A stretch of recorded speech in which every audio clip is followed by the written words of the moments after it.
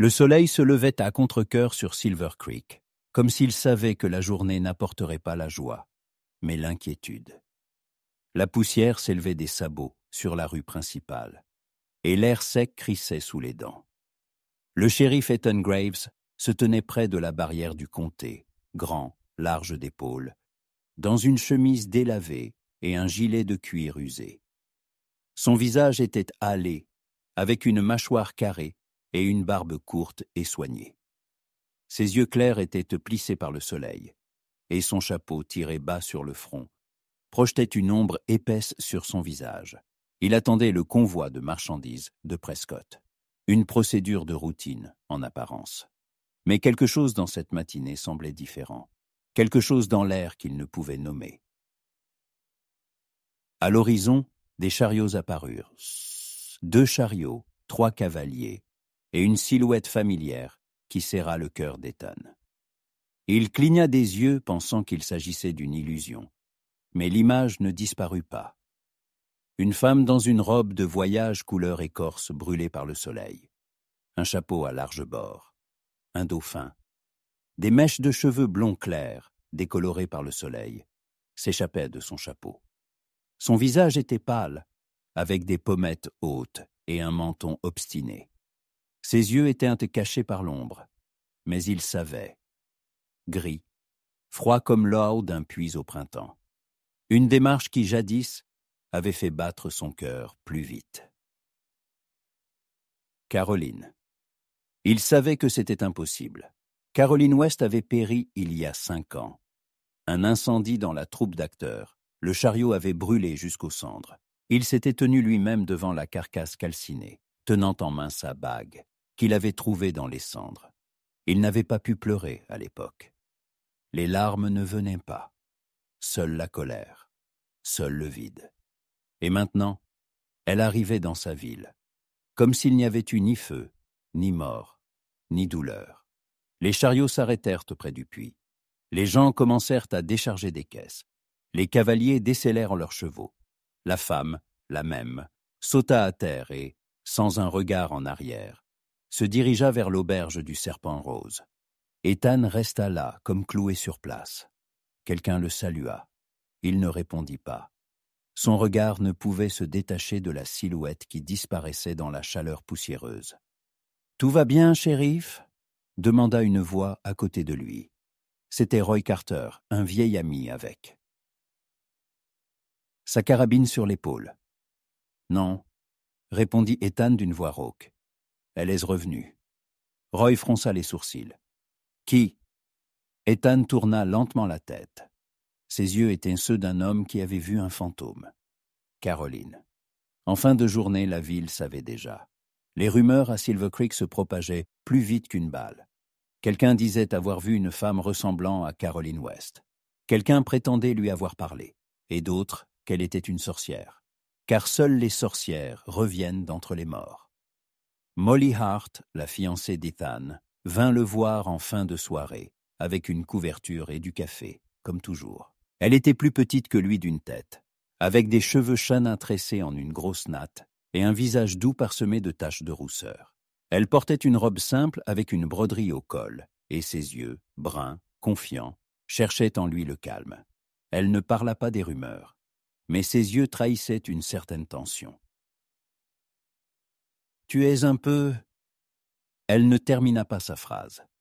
Il la regarda avec une tendresse lasse. Molly était ensoleillée, chaleureuse, bienveillante. Rien à voir avec Caroline. Et c'est précisément pour cela qu'il l'avait choisie. Ou du moins, qu'il avait essayé.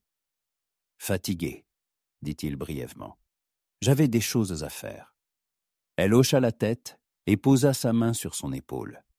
Ethan sentit qu'il avait du mal à respirer.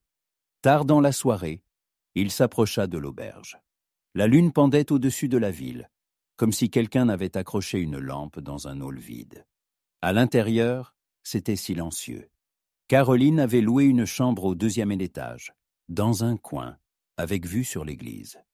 Il monta l'escalier grinçant, s'arrêta devant la porte. Il frappa. 1 fois, 2 fois. Silence. Puis, un bruit de pas. La porte s'ouvrit. Elle se tenait devant lui, la même, mais plus âgée. Son regard était plus dur, ses yeux gris rencontrèrent donc les siens, froidement et avec assurance. Ses lèvres étaient serrées en une ligne fine. Ses cheveux étaient attachés en chignon, mais quelques mèches s'étaient échappées et collaient à ses tempes. Son visage, sans maquillage, avec de légères rides au coin des yeux, comme chez une personne qui avait beaucoup vu et peu dormi, mais c'était bien elle. « Salut, Ethan », dit-elle doucement, comme si un seul jour s'était écoulé. Il la regarda, ne sachant s'il était vivant ou s'il rêvait, et demanda la première chose qui lui vint à l'esprit. « Pourquoi ?» Elle ne répondit pas. Elle entr'ouvrit la porte un peu plus et recula d'un pas. « Si tu veux savoir, entre. Mais ne t'attends pas à entendre ce que tu souhaites. » Il entra, et à partir de ce moment, sa vie bascula. Le lendemain matin, à Silver Creek, tout le monde ne parlait que d'une chose. Mais il chuchotait. Son nom flottait dans l'air comme l'odeur de l'orage avant la tempête. Lourd, inquiétant, insupportablement familier. Ceux qui se souvenaient de Caroline se rappelèrent son regard, son rire, sa disparition. Et ceux qui connaissaient Ethan, ses yeux le jour où il était arrivé sur les cendres. Au saloon Judson et Whisky, Harvey, le propriétaire, polissait le comptoir, écoutant les cow-boys échafauder des théories. C'est une espionne, elle n'est pas celle qu'elle prétend être, ce n'est pas elle du tout. Harvey resta silencieux. Il savait, c'était bien elle. Il l'avait vue de trop près autrefois pour la confondre avec quelqu'un d'autre. Pendant ce temps, Caroline était assise à la fenêtre de sa chambre et observait la ville. Sa main reposait sur une vieille valise en cuir, usée et poussiéreuse. À l'intérieur, le passé qu'elle avait porté pendant 5 ans. Et pourtant, son visage n'affichait ni peur ni agitation, seulement de la fatigue, lourde, ancienne, comme la douleur d'une vieille cicatrice. Vers midi, elle descendit et sortit dans la rue. Les gens s'écartaient sur son passage, comme devant un serpent. Personne ne la salua, ils se contentaient de la regarder, à la dérober, mais avec insistance. Elle passa devant la boulangerie, la forge, la pharmacie. Elle s'arrêta près de l'église. Des enfants s'y trouvaient. Un petit garçon, roux, avec des taches de rousseur, la fixait sans ciller. « Tu es morte ?» demanda-t-il soudain. Caroline le regarda avec un léger sourire. « As-tu déjà vu des morts se promener dans la rue ?»« Non. »« Alors, je suis bien vivante. » Il gloussa et s'enfuit. Et elle continua son chemin. Dans le bureau du shérif, Ethan était assis à son bureau, passant en revue de vieilles archives. Sur la table se trouvait le dossier de l'incendie. Il l'avait descendu du grenier, pour la première fois en 5 ans. Les papiers étaient jaunis, avec des bords par endroits brûlés. Il relut le rapport, comme s'il cherchait ce qu'il n'avait pas remarqué auparavant. Signature, nom, date. Et la bague. La même bague, de fiançailles, celle qu'il avait trouvée à l'époque. « Elle n'aurait pas dû revenir », dit Roy, qui se tenait près de la porte. « Pourquoi ?» demanda Ethan sans quitter les papiers des yeux. « Parce que tu es un homme différent maintenant. Parce que tu as une nouvelle vie ici. Et elle, c'est le feu, Ethan, tu le sais. » Ethan leva les yeux. Quelque chose d'insupportable flottait dans son regard. Je pensais qu'elle n'existait plus. Et maintenant, chaque pas est comme marcher sur des charbons ardents. Tout ce que j'ai construit est en train de se fissurer. Roy hocha la tête en silence. Elle n'est pas simplement revenue. Avec des gens comme elle, rien n'est jamais simple. Je suis sûr qu'elle cherche quelque chose. Ethan se leva. Je vais lui demander moi-même. Il trouva Caroline près du vieux moulin. Elle se tenait près de l'eau, observant les pales tourner à peine. Sa robe flottait au vent. Il marchait lentement, comme s'il craignait d'effrayer un souvenir. « Tu as toujours aimé le silence, » dit-elle, sans se retourner. « Toi, tu as toujours parlé au silence. » Elle sourit et se retourna. Ses cheveux étaient dénoués. Le vent les jetait sur son visage. Elle semblait fatiguée, mais belle, toujours, d'une beauté effrayante. « Je n'ai pas disparu sans raison, Ethan. Je sais, mais je ne sais pas pourquoi. Je ne sais pas pourquoi tu es revenu. Et si je te disais que je voulais voir comment tu vivais, que tu me manquais ?» Sa voix était douce, presque moqueuse. Il fit un pas de plus. Il la regarda droit dans les yeux. « Ne mens pas. Tu n'as jamais su le faire. » Une pause. Elle détourna le regard. Et à ce moment-là, il comprit. Elle avait peur. Pas de lui, d'autre chose. Il y a des gens qui n'ont pas oublié qui je suis. Et je ne parle pas de toi. Ils peuvent me venir. Et ils pourraient commencer par toi. Ethan fronça les sourcils. Qui sont-ils? Si je pouvais le dire, je le ferais. Mais tant que je suis ici, tu es en danger. Je suis le shérif. Le danger, c'est mon travail. Elle le regarda longuement, comme si elle prenait une décision en elle-même. Puis elle murmura. Alors, sois prêt, parce que la tempête n'a pas encore commencé. Il la regarda s'éloigner tandis qu'elle marchait le long de l'Audier, disparaissant dans la brume du crépuscule. Et une seule pensée tournait dans sa tête. La femme qu'il avait aimée autrefois avait péri dans cet incendie. Mais celle-ci était revenue, avec le feu dans les yeux et des ombres étrangères derrière elle. La poussière s'éleva en colonne lorsque sur la rue principale, un chariot transportant des étrangers s'arrêta. 2 hommes en longs manteaux, les visages cachés sous leurs chapeaux, des chevaux noirs, entraînés, avec l'allure de militaires. Les inconnus ne demandèrent pas où se trouvait l'auberge. Ils le savaient. L'un d'eux avait une cicatrice de l'oreille au menton. Le second gardait sa main droite gantée, malgré la chaleur. Les gens dans la rue se turent. Les enfants cessèrent de jouer. Même les chiens se tapirent. Caroline les avait sentis avant même d'entendre leurs pas. Assise à une table du café en face de la forge, elle ne mangeait pas. Elle observait simplement. Elle retenait presque son souffle. Lorsque les hommes entrèrent, elle ne se retourna pas. Elle bougea sa main, lentement, comme si elle ajustait son foulard, vérifiant, en réalité, si le revolver sous sa jupe était chargé. « Mademoiselle West !» dit une voix derrière elle. La voix était comme du papier de verre sur du bois. Elle se leva. Le temps a passé.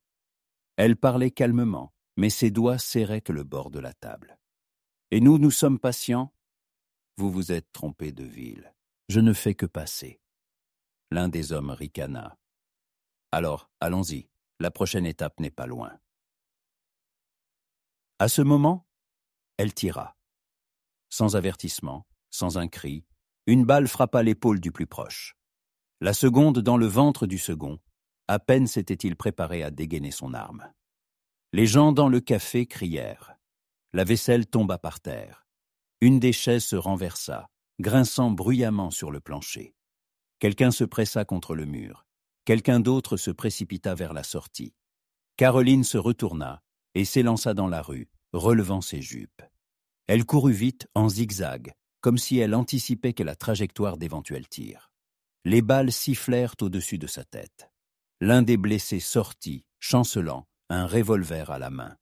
Son visage était déformé par la douleur et la rage.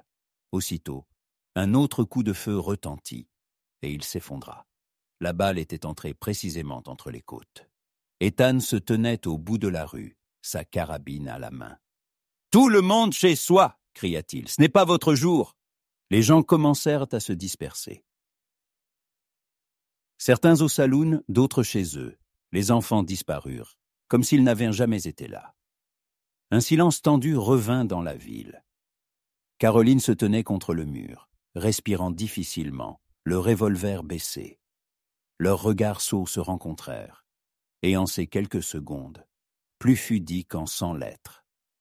Il faisait lourd dans le poste. Caroline était assise sur un banc, tenant en main un mouchoir imbibé de sang, du sang d'autrui, pas le sien. Un mince filet de poussière et de sueur séchait au coin de ses lèvres. Ses doigts tremblaient non de peur, mais d'épuisement. « Tu as tiré la première, dit doucement Ethan en la regardant. Si ce n'avait pas été moi, ils auraient tiré. Tu les connaissais? L'un d'eux était avec nous dans la troupe. Autrefois. Puis, ça a commencé. Quoi? Elle le regarda. Du trafic, pas de théâtre, de la traite humaine. Je suis parti. Je me suis enfui.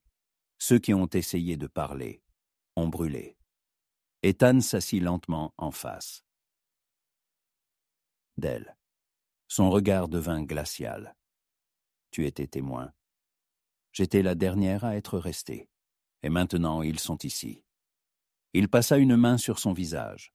Son visage était tendu, comme sculpté dans la pierre. Et tu pensais te cacher dans la ville où tout le monde te connaissait le mieux? Non, elle sourit faiblement. Je suis venu dire adieu.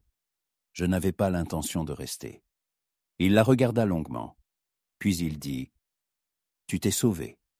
Maintenant, je dois sauver la ville. » « Et toi-même, » ajouta-t-elle, « même si tu ne l'admets pas. » Le matin, au saloon, le whisky coulait à nouveau, et une musique douce se faisait entendre. Les gens parlaient de la fusillade, mais avec retenue.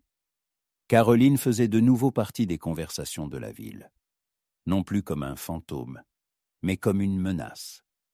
Quelqu'un voulait l'expulser, quelqu'un d'autre écoutait en silence. Harvey se servait un verre plus fort que d'habitude et ne regardait personne dans les yeux. Il en savait plus qu'il ne disait. À la porte du saloon apparut le prédicateur, un vieil homme, aux moustaches grises et à la Bible sous le bras. Il jeta un regard à Harvey. « La ville doit décider qui elle abrite sous son toit. »« La ville ne décide pas, » répondit Harvey d'un ton sombre. « Elle respire. C'est tout, tant qu'elle le peut. » Molly s'approcha d'Ethan alors qu'il rentrait chez lui. Son visage affichait de la détermination. « Tu n'as pas dit qu'elle était revenue. Je l'ai appris des autres. Je ne savais pas comment le dire. » « Est-elle importante pour toi ?» Il ne répondit pas. Il resta silencieux trop longtemps. « Alors dis-moi au moins la vérité. Aimerais-tu qu'elle reste ?» Il leva les yeux. Ses yeux ne contenaient pas de réponse facile. « Je ne sais pas. » Molly hocha la tête, lentement, et partit. Ses pailletés étaient légers, mais chacun l'éloignait, comme un coup de fusil tiré sur une boîte vide sur une clôture. Précis et sans retour. Ethan resta sur le perron. Le crépuscule s'épaississait sur la ville, comme un western dont la scène finale était encore à venir. Il savait. Il n'y avait plus de retour en arrière. Pour personne. Quelque part au fond de son âme, il sentait. Tout ne faisait que commencer. La nuit fut étouffante. La poussière s'était déposée sur les rebords de fenêtres, telle une fine couche d'oubli. Dans la ville, on dormait les fenêtres ouvertes. Mais l'air n'apportait aucun soulagement. Seulement le rappel qu'en ce lieu, rien n'était oublié. Les toits grinçaient, les lanternes vacillaient faiblement, et les chiens, éparpillés dans les ruelles, tressaillaient dans leur sommeil. Caroline ne dormait pas. Elle y était assise sur le bord du lit à l'auberge, en simple chemise de nuit, les cheveux dénoués, et regardait dans l'obscurité, comme si, derrière la vitre, quelqu'un l'observait. Sur la table devant elle, un revolver, déchargé mais nettoyé à la perfection. Toute la nuit s'écoula dans l'attente que quelqu'un frappe, ou défonce la porte, mais personne ne vint, et c'était encore plus terrifiant. À l'aube, elle descendit, pieds nus, les doigts poussiéreux d'avoir touché la rampe. Ses pas étaient presque silencieux. Harvey la rencontra du regard, et son visage n'affichait ni surprise ni reproche. Seulement la fatigue d'un homme qui avait un jour pris parti, et qui ne pouvait toujours pas se le pardonner. « Il est mort, dit-il au lieu de saluer. » Caroline comprit de qui il parlait. « Le second ?» Harvey hocha la tête. « Mort dans la nuit, sans un mot, sans nom. Personne n'a même demandé qui il était. » Elle détourna le regard. « Je ne me souvenais pas de son nom. Tu te souviens des autres ? Trop de monde, et aucun vraiment. Ils se turent. Derrière la fenêtre, le forgeron frappa un coup. Il commençait sa journée avec un coup sur l'enclume, comme toujours. La ville vivait, comme si rien ne s'était passé. Mais chacun savait, quelque chose s'était passé. Le même jour, des papiers arrivèrent en ville. Un télégramme du marshal du district. Arrêter une femme se faisant appeler Caroline West, en attente d'enquête. Les accusations étaient indirectes, mais la formulation était troublante.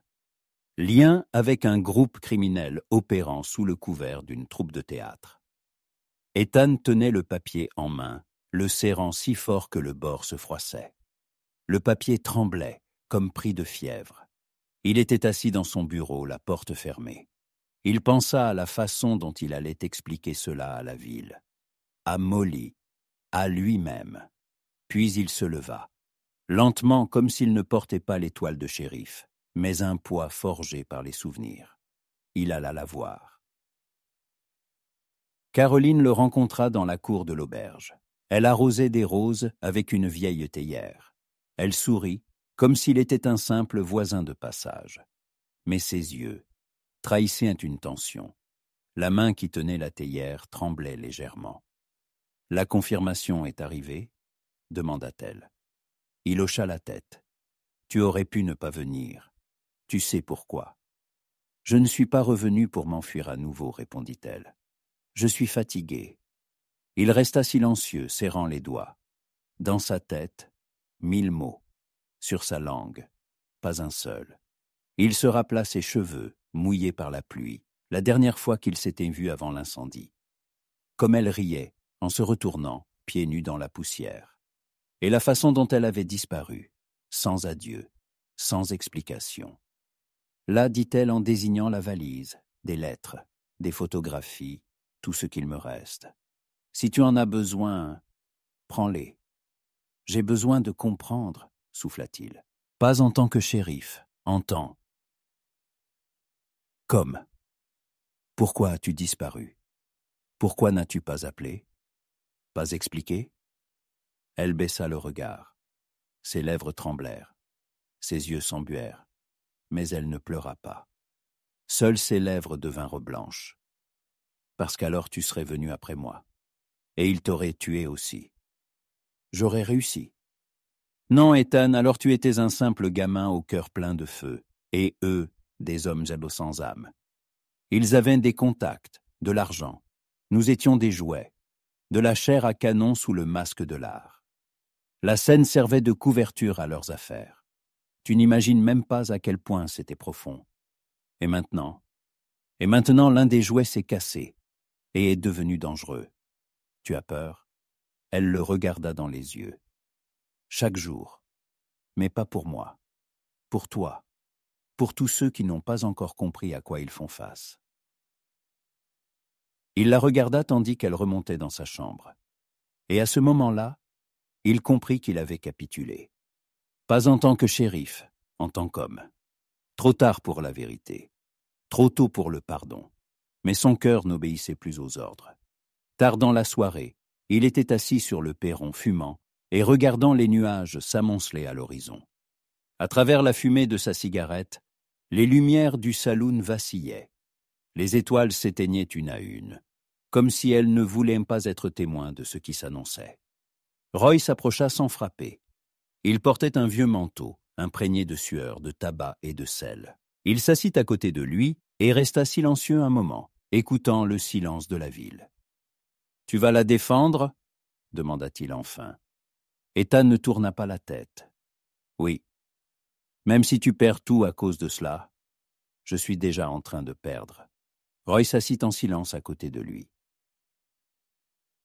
Il posa son chapeau sur ses genoux et regarda au loin, là où les ténèbres s'épaississaient sur la plaine. « Alors, nous tiendrons bon ensemble. » Le vent des prairies apporta l'odeur de la pluie et de la fumée. Ethan savait, il viendrait. D'autres, plus dangereux, plus silencieux. Et la ville ferait encore semblant que tout allait bien. Mais cette fois, il serait prêt. Parce que son cœur ne craignait plus. Il attendait, c'est tout. et il n'y avait pas de retour en arrière possible. À Silver Creek, il n'y avait pas eu de soirée comme celle-ci depuis longtemps. La journée avait été chaude, mais au coucher du soleil, le ciel s'était teinté d'un gris d'étain, et le vent glissait dans les rues, comme un chat sous une clôture, prudent, par intermittence. Les gens sentaient le changement, même s'ils ne le disaient pas à voix haute. Tout autour était comme une corde tendue, prête à se rompre au moindre faux pas. Le saloon brillait de ses lumières, comme s'il se cachait de là. Tempête imminente. Le pianiste, tiré à 4 épingles, avec des moustaches cirées et une veste lustrée, effleurait les touches avec une légèreté feinte. Les lampes projetaient une lumière jaune sur les tables polies. Le whisky coulait à flots, mais les conversations restaient feutrées. Les gens buvaient plus que d'habitude, blaguaient plus fort, mais riaient moins souvent. Molly avait organisé la soirée, seule. Elle avait fait des tartes, porté des plateaux, souri aux invités.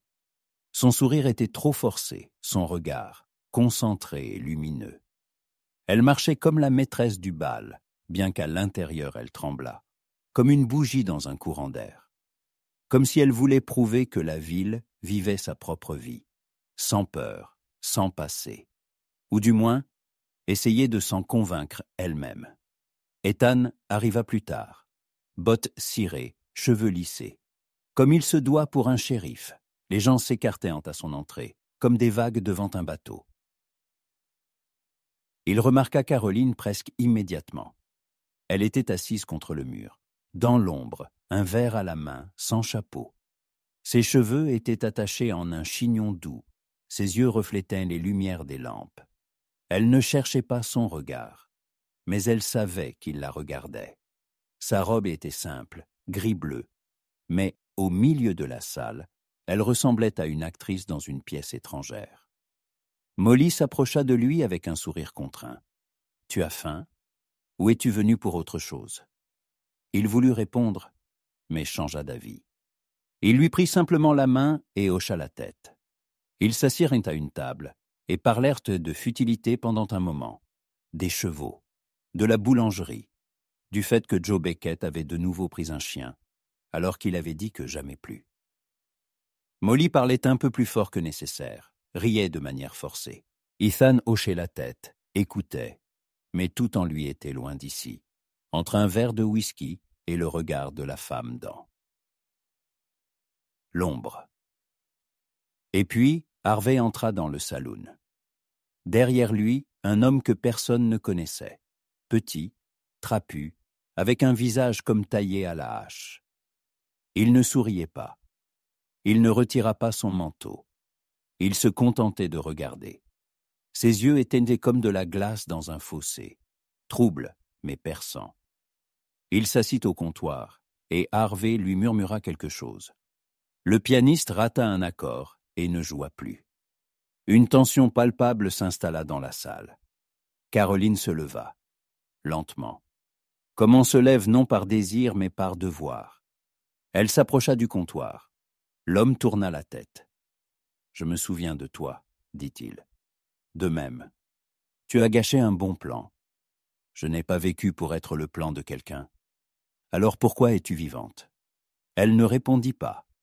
Elle sortit simplement une enveloppe en papier de son sac et la posa sur le comptoir. « Qu'est-ce que c'est ?»« Tout ce que j'ai. Des documents, des preuves. Que le marshal décide lui-même. » Il ne les prit pas. Il dit simplement « Nous te prenons demain, discrètement, sans histoire, à moins que ton nouveau shérif ne décide d'être un héros. Il l'a déjà été, pas pour toi. » L'homme ricana. Il se leva. Il regarda Ethan, longuement, attentivement, comme un chien observant un autre chien. Dans ce regard, il y avait un avertissement et un défi. « À bientôt, shérif. » Et il sortit. Tard dans la nuit, Ethan était assis au comptoir, presque seul. Il ne restait que Harvey, Caroline, dans un coin, et Molly, qui lavait silencieusement les verres. Le pianiste était parti, les lampes étaient devenues plus faibles, l'air plus lourd. Il sentait que la soirée s'effritait en morceaux en lui. Une partie tenait toujours l'étoile du shérif. L'autre était depuis longtemps près du feu de camp, à côté de la femme qu'il n'avait jamais cessé d'aimer. Les pensées s'entrecroisaient, comme des pas sur du sable mouillé, et aucune ne menait à une issue. Caroline s'approcha, doucement, sans demander la permission. Nous savons tous les deux comment cela va finir. Tu vas partir ? Demanda-t-il. Et tu le permettras ? Il la regarda. Si tu restes, il faudra se battre. Si tu pars, je ne te reverrai plus. Et si je veux que tu m'arrêtes ? Il sourit, triste, chaleureux. Alors, il me faut plus qu'un revolver. Quoi ? L'espoir. Elle posa sa main sur la sienne. Et il savait. Demain, la tempête éclaterait. Mais cette nuit, il respirait le même air. Harvey éteignit la dernière lumière. Et dehors, quelque part à l'horizon, ceux qui viendraient sans avertissement se rassemblaient déjà. Le vent apporta l'odeur d'un feu de camp lointain et de résine. La ville se figea dans l'attente. Et dans ce silence, les deux ne parlaient pas. Ils se tenaient simplement la main, comme si cela pouvait arrêter ce qui était déjà en marche. Le matin à Silver Creek commença avec le vent. Il chassait la poussière dans la rue, claquait les volets, comme s'il pressait tout le monde de se réveiller. Mais la ville se réveillait à contre-cœur. Les gens sentaient, aujourd'hui, quelque chose allait changer. Trop silencieux, trop lumineux, comme si le ciel lui-même s'était fié dans l'attente d'un coup de feu. Les chevaux dans les écuries ruaient nerveusement. Les chiens hurlaient à l'aube, comme s'ils pressentaient un malheur. Ethan était debout avant l'aube. Il vérifia sa carabine, sella son cheval, fit le tour de la rue et revint au poste. Sous sa chemise, une liste de noms, ceux qui pourraient se tenir à ses côtés. Ils étaient 3, et Roy. Les autres, très probablement, s'écarteraient quand ça commencerait. Il ne les jugeait pas. La peur fait aussi partie de la survie. Mais Caroline avait disparu. La chambre de l'auberge était vide. Le lit fait. Sur la table, une lettre. Sans adresse. Mais il savait qu'elle était pour lui. Le papier sentait son parfum et quelque chose d'autre. Du savon et la route. La fenêtre était entr'ouverte. Les rideaux bougeaient au vent.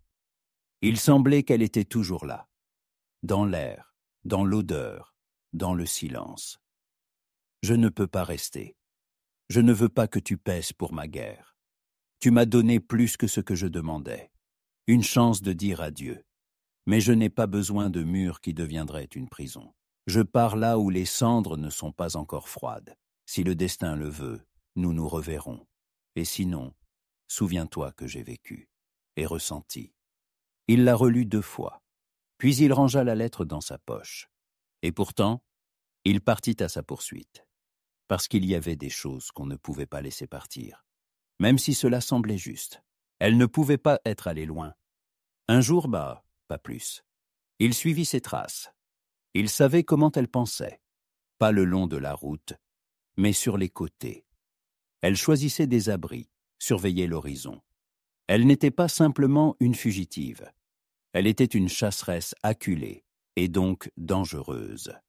Ethan regardait le sol, les brins d'herbe cassés, une empreinte de sabot tombée, l'empreinte d'une main sur une pierre.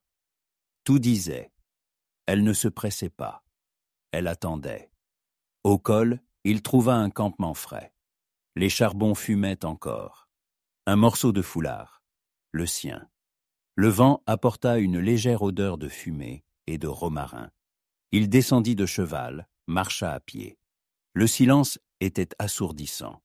Pas d'oiseau, pas un bruissement, seulement le souffle de la terre et les battements de son propre cœur.